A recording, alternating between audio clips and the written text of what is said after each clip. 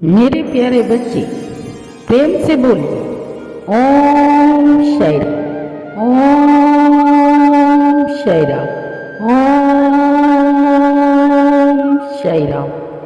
मेरे बच्चों, अगर आप नए हैं इस चैनल पर तो सब्सक्राइब कर लीजिए। शाही संदेश चैनल में आप सभी का बहुत बहुत स्वागत है मेरे बच्चों। तो आइए आज जानते हैं गरुड़ पुराण की ऐसी कौन सी 7 बातें याद रखनी हैं जो कभी जिंदगी में आप कभी मात नहीं खाएंगे।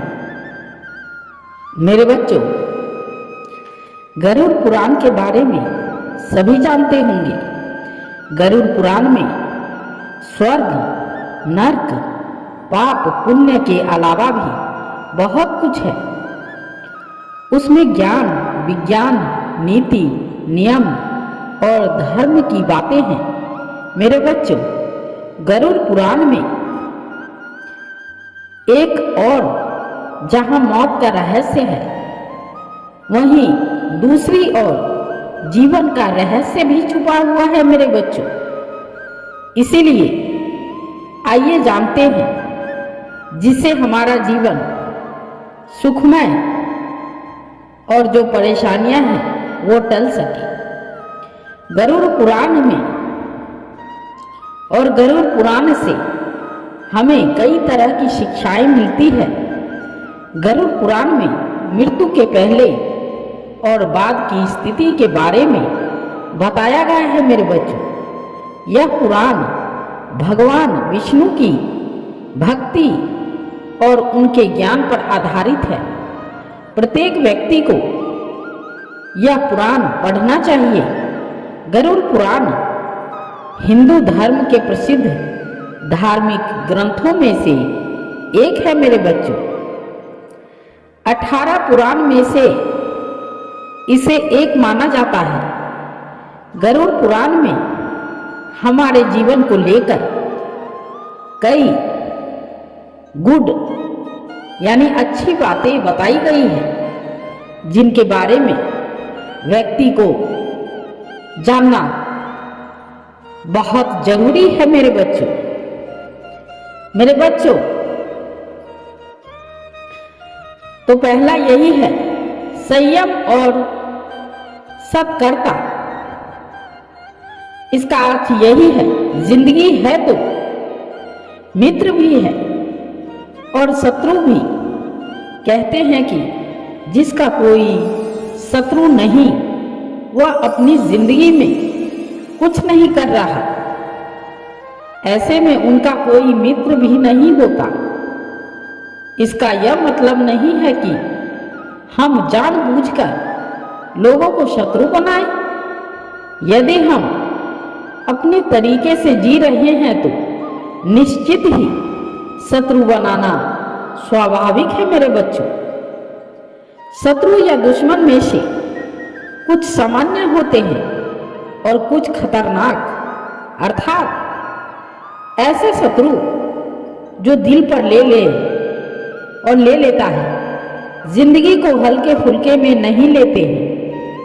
अब ऐसे शत्रुओं से चतुराई से शत्रु से बचना होता है, अन्यथा वह कब, कहां और कैसे आपको चोट देना और दे दे, कोई उसका भरोसा नहीं है मेरे बच्चों। गरुड़ पुराण के नीति अनुसार में कहा गया है, नीति सार में कहा गया है कि शत्रुओं से निपटने के लिए सत्कर्ता और चतुरता सहारा लेना चाहिए।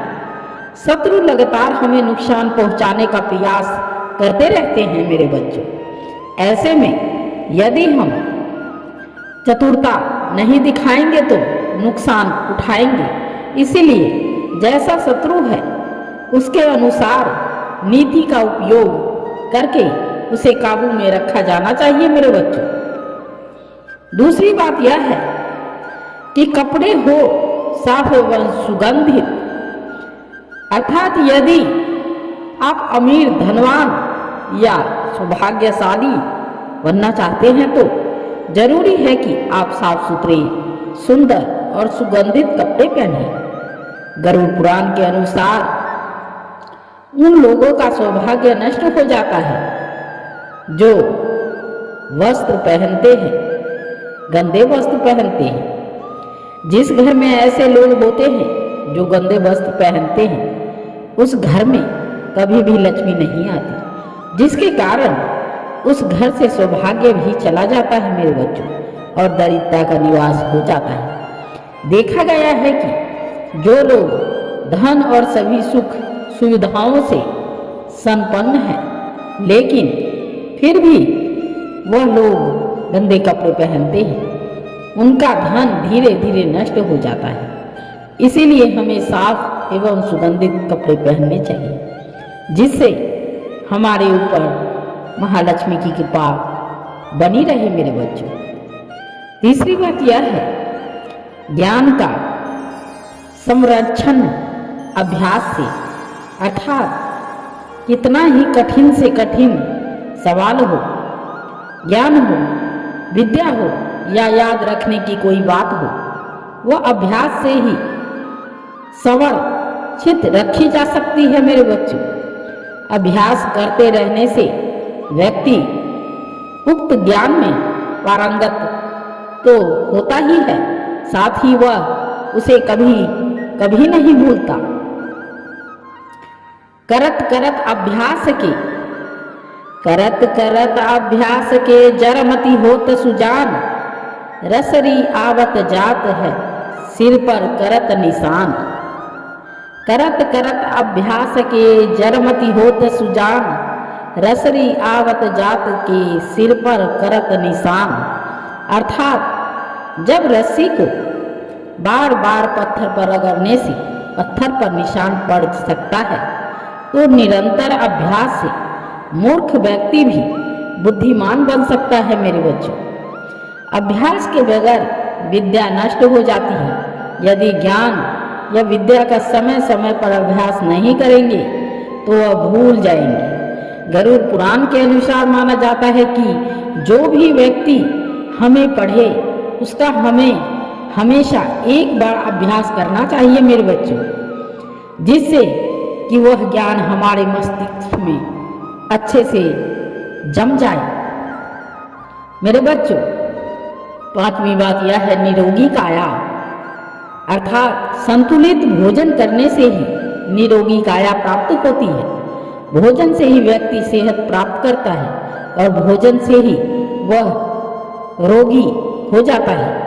भोजन ही है हमारे शरीर का मुख्य स्रोत मेरे बच्चों। हमें हमेशा आधी से ज़्यादा बीमारी इस वजह से होती है कि हम असंतुलित खान पान लेते हैं, जिसके कारण हमारा पाचन तंत्र ठीक से काम नहीं करता है। इसीलिए हमें सदैव सुपचाय भोजन ही ग्रहण करना चाहिए मेरे बच्चों। ऐसे भोजन से पाचन तंत्र ठीक से काम करता है और भोजन से पूर्ण ऊर्जा शरीर को प्राप्त होती है। पाचन तंत्र स्वास्थ्य रखता है और इस वजह से हम रोग से बचे रहते हैं मेरे बच्चों। मेरे बच्चों,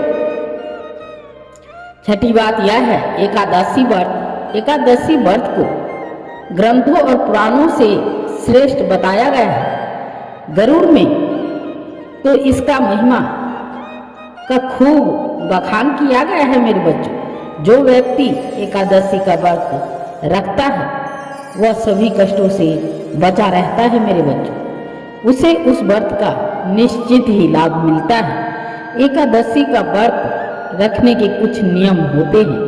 इस व्रत को नियम अनुसार ही रखना चाहिए। इस दिन सिर्फ फलहार ही लेना चाहिए। किसी भी प्रकार का व्यंजन नहीं करना चाहिए, तभी यह व्रत का फल देते हैं। ज्योतिषी अनुसार इसे रखने से चंद्र का कैसा भी बुरा असर हो वह खत्म हो जाता है मेरे बच्चों।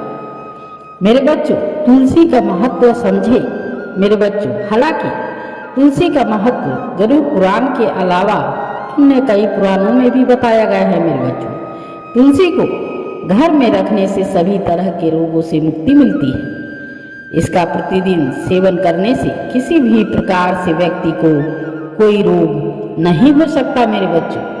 तुलसी को अपने घर में स्थान देने तथा जल देने से अवरुद्ध रास्ते खुल जाते हैं। इन्हें भगवान के प्रसाद में सेवन करने से सारे शारीरिक और मानसिक विकार दूर होते हैं मेरे बच्चों। विष्णु जी की पूजा के पश्चात इनकी पूजा करने से बहुत फल मिलता है मेरे बच्चों। मंदिर और धर्म का सम्मान करें मेरे बच्चों। किसी भी देवी देवता या धर्म का अपमान करने वाले को एक दिन जिंदगी में पछताना होता है और वह नर्क में जाता है। गरुड़ पुराण अनुसार ऐसे लोगों के बारे में बहुत कुछ लिखा हुआ है। गरुड़ पुराण अनुसार पवित्र मंदिर और जगहों पर स्थानों पर गंदे काम करने वाले, अच्छे लोगों को धोखा देने वाले, किसी के एहसान के बदले उन्हें गाली और उनका दुरुपयोग करने वाले, धर्म वेद पुराण और शास्त्रों के अस्तित्व पर सवाल उठाने वालों को नरक से कोई नहीं बचा सकता मेरे बच्चों। इसी के बाद इसी से और प्रेम से बोलिए राम कृष्ण हरि, राम कृष्ण हरि, राम कृष्ण हरि, और प्रेम से बोलिए ओम शै राम, ओम शै राम, ओम शै राम। हमारे चैनल पर जुड़ने के लिए बहुत बहुत धन्यवाद मेरे बच्चों।